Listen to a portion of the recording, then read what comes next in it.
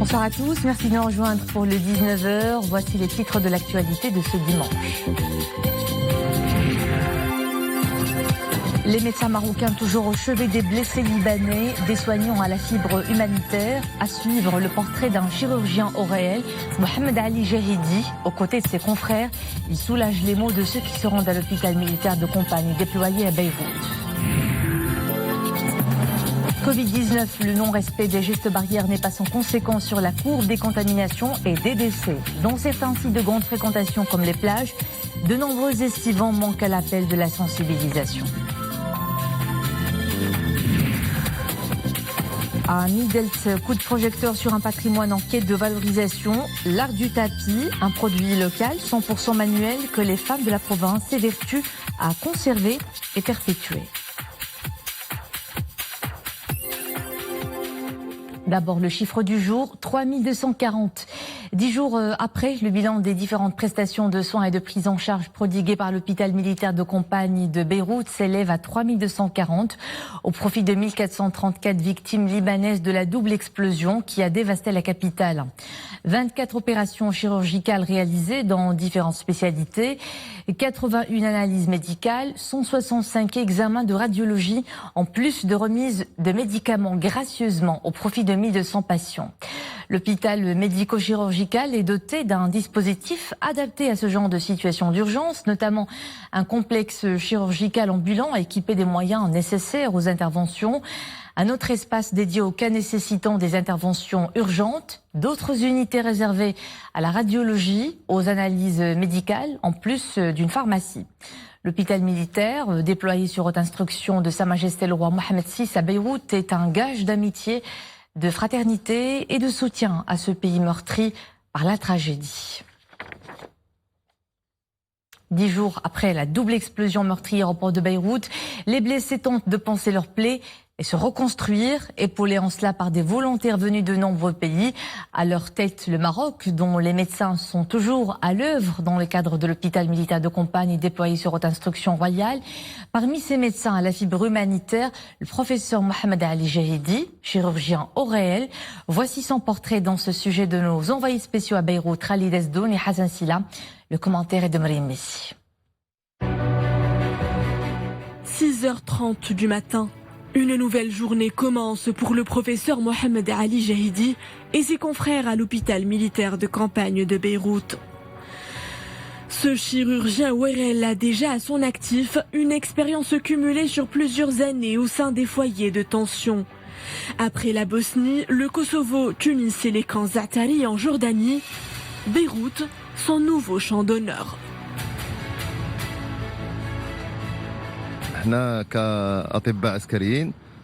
Nous avons été formés lors de notre cursus d'études à la médecine d'armée.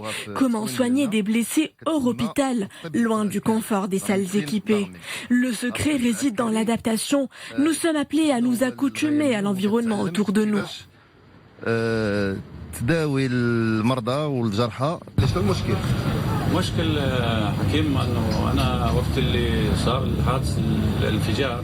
Le premier patient du jour est un cas spécial. La violence de la déflagration lui a causé des troubles de l'audition. Son oreille moyenne est affectée. Après un long échange avec le malade, le professeur Jahidi pose son diagnostic. Le traumatisme sonore, mais c'est mal le traumatisme. Ce patient souffre d'un traumatisme sonore, une sorte de choc qui apparaît suite à une exposition brève et soudaine à un volume de bruit très intense. L'oreille possède normalement un mécanisme de protection, mais vu la violence de la déflagration, ce réflexe n'a pas eu le temps de s'activer pour ce patient. فين تقوم بهذيك العمليه اللي شفته انا انه الدكتور فعلا بمعنى كلمه دكتور ما تجي هيك En plus de m'avoir soigné, le chirurgien a su me remonter le moral. C'est un médecin au vrai sens du terme. واعترف بدكتورته وبخبرته بالمعنويات اللي اعطاني اياها. À l'hôpital militaire de Kompagne marocain, compétences et valeurs humanistes se mêlent pour apaiser la souffrance des patients. Un personnel sur le pied de guerre au chevet des victimes. Ce que le Maroc a fait pour le Liban est inégalable. On remercie Sa Majesté le roi Mohammed VI pour l'aide qu'il nous apporte. On est reconnaissant.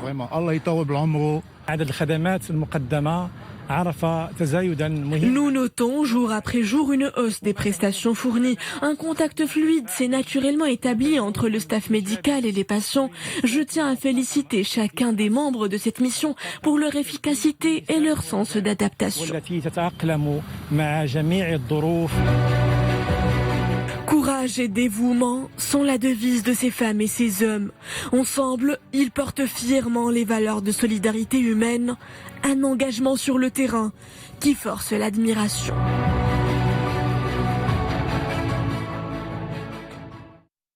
Pendant que la pandémie du coronavirus poursuit ses ravages, la course au vaccin s'intensifie. En Inde, 3 vaccins sont à différents stades de test. En Chine, un vaccin candidat inactivé développé génère une réponse immunitaire. Les résultats montrent que le vaccin a efficacement induit des anticorps neutralisants chez des volontaires. Enfin, en Russie, le vaccin enregistré sous le nom Sputnik 5 devrait être mis sur le marché le 1er janvier 2021. Et la production a commencé dans 3 sites afin de répondre aux objectifs de production pour le marché russe en priorité.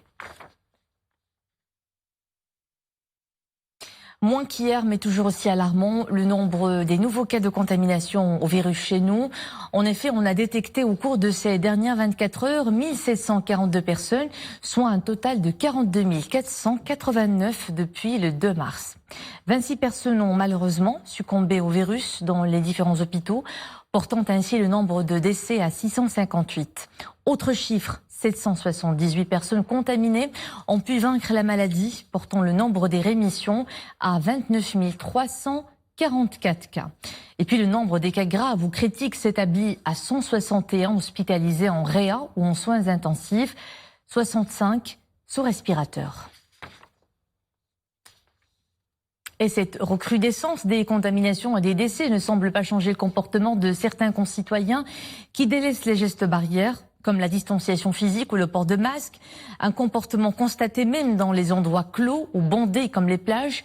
Reportage à Casablanca de Hassan Zaki Mohamed Laroui, Omaïma Ramdi. Hier après-midi, une marée humaine sur la plage Ain Diaba, Casablanca. Les images sont éloquentes. En mer, comme sur la plage, on se joue presque des coudes. Exit les gestes barrières. Sur les plages, la distanciation est foulée des pieds. Aucune protection n'est respectée.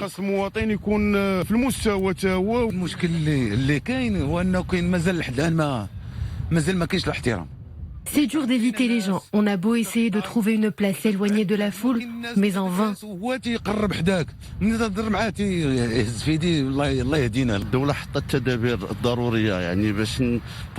Beaucoup ne prennent pas les choses au sérieux. Ils en arrivent même à oublier que le risque de contamination nous guette. Ils ne pensent qu'à profiter.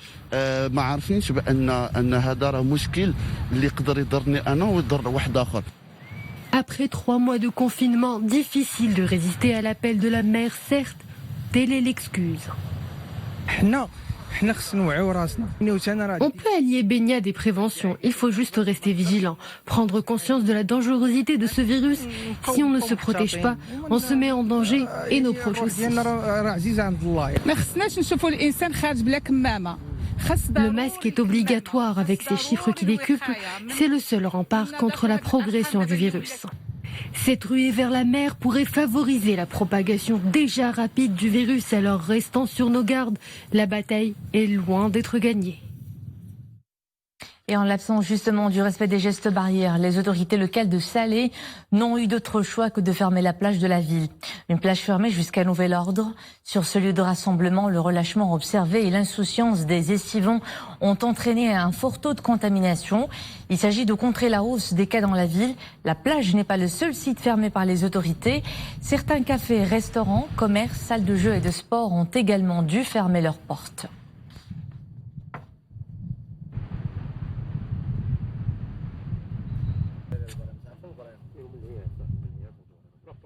Et pour en parler en direct depuis l'Arrache, Dr Taïb Hamdi, président du syndicat national de médecine générale, nous rejoint par Skype. Docteur, bonsoir, merci d'être avec nous. Bonsoir. Quelle est d'abord votre analyse de la recrudescence des contaminations et des décès tout au long de ces dernières semaines, plus précisément depuis l'allègement des mesures du confinement? On ne va pas arrêter de le répéter. Nous sommes dans une situation épidémiologique qui est préoccupante. On a des cas de plus en plus de positifs, des chiffres élevés. On a un taux de reproduction, le R, qui est en augmentation. On a un taux de positivité en augmentation. Avant, on faisait 100, 150, 200 tests pour trouver un cas positif. Maintenant, on fait 20 tests. Hier, c'est 10 tests. On trouve un cas positif. On a beaucoup de cas en réanimation, beaucoup de décès et un système de santé qui risque d'être débordé. Donc, on a des indicateurs en rouge. Et cette situation a été prévisible. On a parlé déjà au mois de juin. On a dit que 55 jours après un déconfinement qui n'est pas accompagné de mesures barrières, du respect de mesures barrières, c'est la recrudescence. Ça correspond au début d'août. On a dit aussi que le Maroc va entrer dans une zone de turbulence au mois de juillet, c'est le cas. On a dit aussi que le mois au mi-août, ce sera un mi-août chaud sur le plan épidémiologique. On a aussi dit qu'avec Aïd al-Adha et les déplacements, ça risque de flamber et ça risque de transporter et d'amener le virus et l'épidémie des villes les plus touchées vers les petites villes et vers le milieu rural. Donc, c'est le cas. On a ici la situation qui est préoccupante et qui a des causes. La première cause, c'est en partie les images qu'on a vues, c'est le non-respect de mesures barrières par la population. Ça, c'est un constat et c'est la première cause et la deuxième cause et la troisième cause. Mais il y a aussi un autre problème. Un autre problème, c'est que notre système de santé, il peine, on a un problème au niveau du système de santé pour détecter, pour identifier les cas positifs d'une façon précoce. Notre système de santé a beaucoup de retard pour identifier, pour dépister un cas positif. Il a du retard pour annoncer le résultat. On a du retard pour isoler les patients.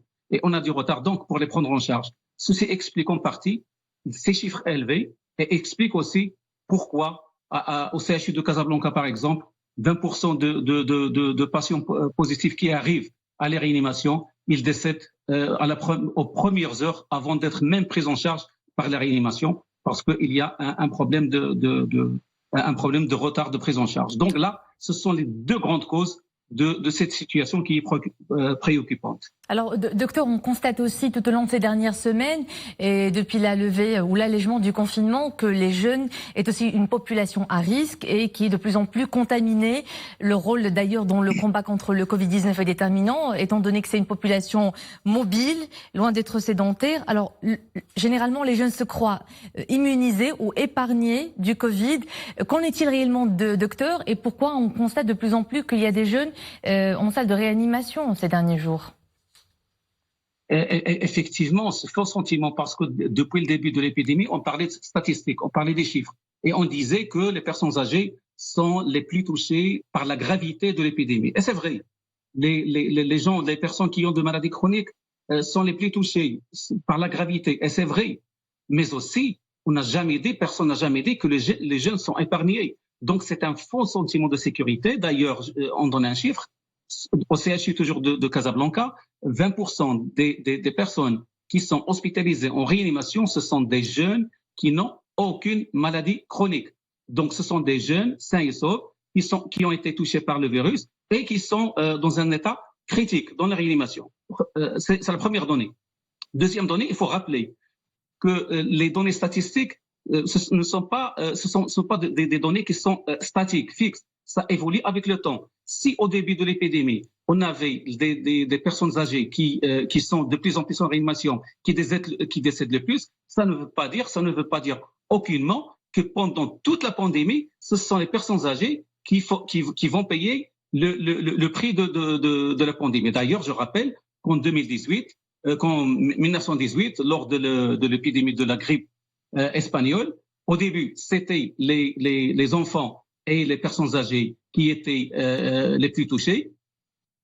À l'occasion de la deuxième vague, ce sont les jeunes de 20 à 35 ans qui étaient les plus âgés, les plus touchés. et qui décédait le plus. Donc, il n'y a aucune garantie que ce profil de décès, ce profil de réanimation qui était vrai au départ, le reste pendant toute la pandémie. Donc, les jeunes, ils ont tout intérêt à prendre les mesures nécessaires pour se protéger et protéger leur famille, mais aussi, il faut dire que les jeunes ont une responsabilité sociétale. C'est leur rôle à jouer et à jouer pleinement. C'est le rôle pour protéger toute la société, pour protéger leur pays.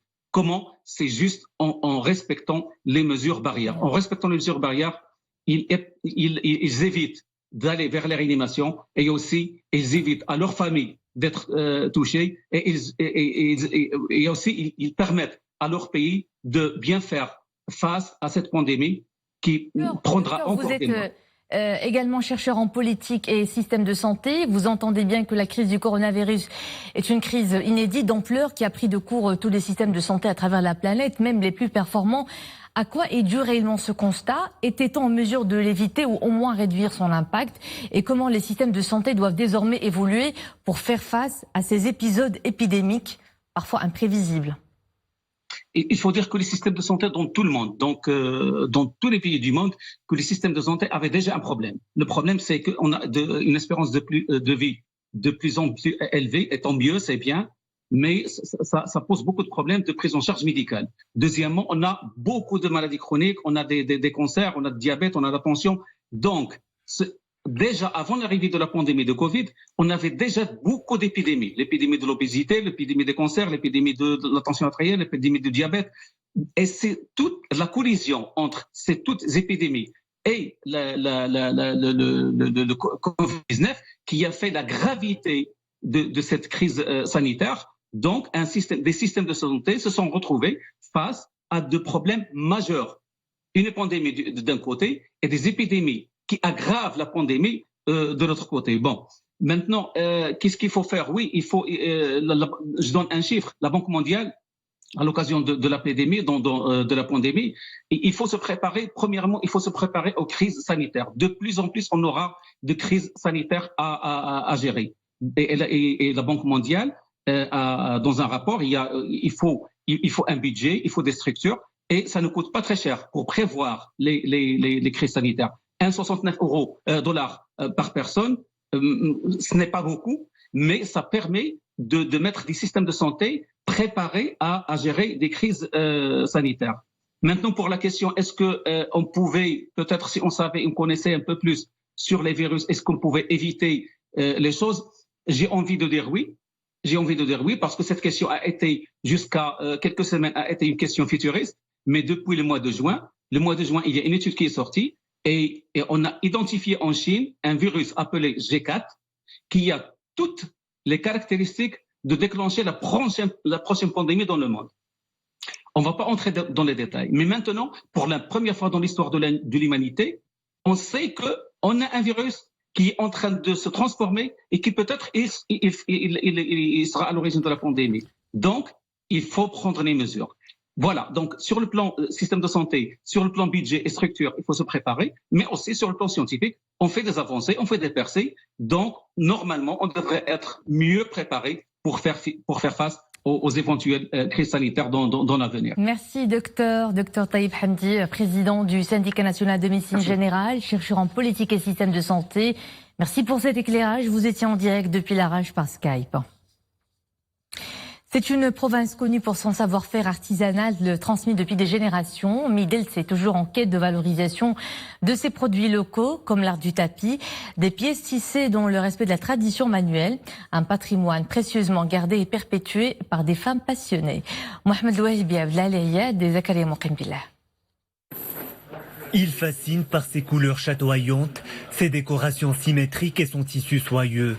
Le tapis Henbel garde toujours sa beauté et son charme intemporel. Mais pour ces femmes, c'est un produit qu'elles maîtrisent sous toutes les coutures. Ici dans leur atelier, elles font perpétuer une tradition séculaire, un patrimoine immatériel dont elles sont fières de sauvegarder les techniques et les procédés artisanaux. La teinture, c'est un patrimoine dans notre ville. Bien travaillé la teinture et la présenter en mieux et enrichir ce savoir-faire et le transmettre aux jeunes. كنخدموا على المرأة القروية باش تنجح وباش تطلع وكنخدموا على حربل باش ما يموتش. Nous voulons aider la femme rurale à améliorer sa situation. Nous travaillons aussi à préserver la fabrication de ce tapis, car l'artisanat traditionnel est en danger. Nous faisons de notre mieux pour préserver ce savoir-faire. Les colorants utilisés sont issus de produits naturels.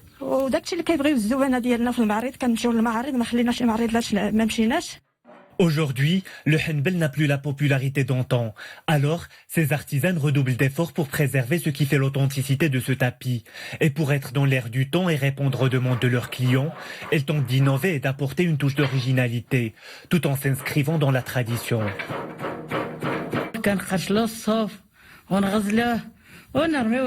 Tout un travail doit être fourni pour le tissage de la laine par des procédés traditionnels.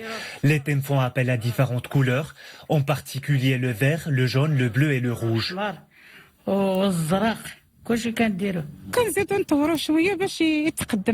Nous essayons d'innover pour développer ce produit.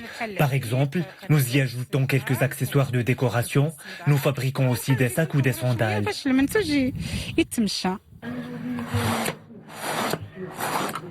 Devant leur machine, ces artisans peuvent rester des heures à tisser les fils. L'épaisseur du henbel a diminué par rapport à ce qui se faisait auparavant. D'autres formes de tapis ont fait leur apparition, toujours selon des techniques traditionnelles. Des produits d'artisanat mis au goût du jour afin de gagner en visibilité auprès des clients.